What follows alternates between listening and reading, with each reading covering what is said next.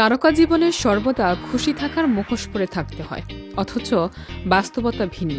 নারীদের জন্য এই দুনিয়া এখনো সমান নয়। এভাবেই মুখ খুললেন বলিউডের প্রথম সারির অভিনেত্রী কৃতি সেনন। আলো ঝলমলে পর্দা, লাল গালিচার ঝকঝকে আলো আর ক্যামেরার সামনে তারকাদের মুখে সাজানো হাসির আড়ালে যে সৌম্য আর চাপা লুকিয়ে থাকে, সেটি প্রকাশ করলেন কৃতি।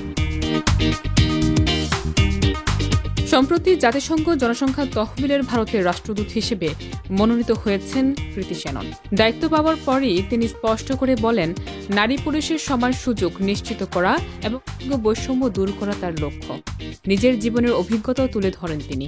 ছোটবেলায় নাচ শিখতে চাইলেও সমাজের ধরাবাঁধা নিয়ম তার পথে বাধা হয়ে দাঁড়িয়েছিল। তবে কৃতি বলেন, মা সবসময় বলেছেন, তোমরা যা চাও তাই করবে, থেমে যেও না।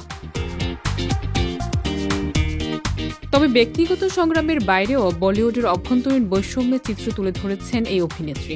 তার অভিযোগ, পুরুষ অভিনেতাদের শুটিং সেটে ভালো গাড়ি, উন্নত কক্ষ এবং বাড়তি সুবিধা দেওয়া হয়, কিন্তু নারী অভিনেত্রীরা একই মর্যাদা পান না।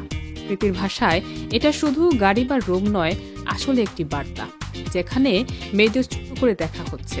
তিনি আরও জানান, শুটিং সেটে প্রায় নারীদের আগে ডেকে প্রস্তুত রাখা হয়, যেন পুরুষ অভিনেতাদের জন্য অপেক্ষা করতে না হয়। বিষয়টি নিয়ে সহকারী পরিচালকদের কাছে তিনি সরাসরি আপত্তি জানিয়েছেন। অভিনেত্রীর মতে, বলিউডের সমান সুযোগ নিশ্চিত করা জরুরি। নিয়ম বদলাতে হবে মানসিকতা। এভাবে একদিকে জাতিসংঘের রাষ্ট্রদূত হিসেবে দায়িত্ব পালন, অন্যদিকে চলচ্চিত্র শিল্পে নারীদের অধিকার নিয়ে সোচ্চার কৃতি সেনন নিজের অবস্থান স্পষ্ট করেছেন।